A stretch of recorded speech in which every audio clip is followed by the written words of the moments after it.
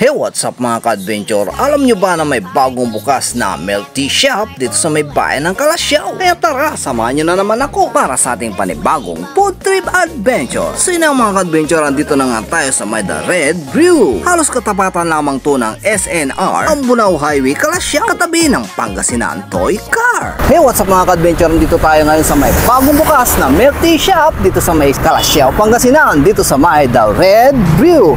At ating ang titikman yung quality yung kanilang mga foods and drinks dito. Dahil balita ko, naka-buy one, take one sila. Kaya tara, let's check! Sa wakas mga ka-adventure, mayroon na rin silang branch dito sa may Kalasyaw, Pangasinan. Mayroon nga rin sila dito mga pa-buy one, take one. May mga nachos overload, french fries, at napakarami pang iba. Pakipos na lang yung video para makita nyo. Mayroon na rin tayong mga nadatnan na mga customer dito. Kaya naman, tumintingin at nag-order na rin tayo. Napakaganda rin ang kanilang ambience dito. Napaka-simple, may aircon. Talagang makapag-chill at relax kayo dito. At heto na nga mga ka-adventure, pagkalipas nga ng ilang minuto, andito na ang ating mga in-order. Iba't ibang drinks nga ang ating in-order dito. May Oreo, Bisco, non-coffee, frap at napakarami pang iba. Mayroon nga rin silang mga iba't ibang flavor dito na pasta. At itong kanilang mga rice series mga ka-adventure na may mga kakaibang pangalan.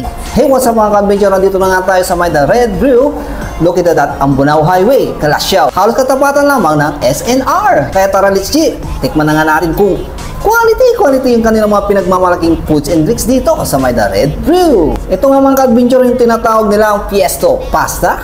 Ito yung isa sa kanilang bestseller, yung Tuyo Pasta. Eh grabe, mayroon palang pasta na may tuyo. At syempre, carbonara.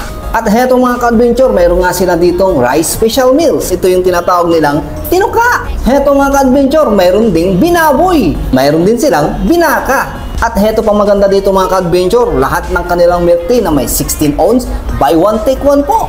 Eh grabe mga ka-adventure, kakaiba yung mga pangalan ng mga pagkain dito tulad nitong binaka dahil ang flavor nito ay baka.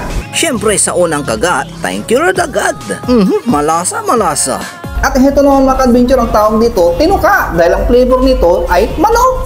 Talaga namang napakasarap mga ka-adventure. Kakaiba nga ang pangalan, kakaiba din yung lasa. Heto mga ka-adventure, ang tawag nila dito, binaboy. Nako, mabababoy ka sa sarap dito, kaya tara tikman na natin. Ay sinasabi ko sa inyo mga ka-adventure, magugustuhan nyo rin dito. Ay grabe mga ka-adventure, napakasarap, quality. Tinikman na nga rin natin tong kanilang Fiesto Pasta, ang kanilang Tuyo Pasta. At huli natin tinikman yung kanilang carbonara. Napakaganda dito mga ka-adventure dahil naka buy one take one yung kanilang milk tea dito. 16 ounce dapat ang piliin mo. Kahit anong flavor, buy one take one. Dati sa Pampanga at Manila lang mo sila makikita, pero ngayon mayroon na dito sa may Kalasyaw. Kaya kung ako sa inyo mga ka-adventure, kung naghahanap kayo ng bagong makakainan at bagong matatambayan dito sa may bayan ng Kalasyaw, tara na dito sa may The Red Brew.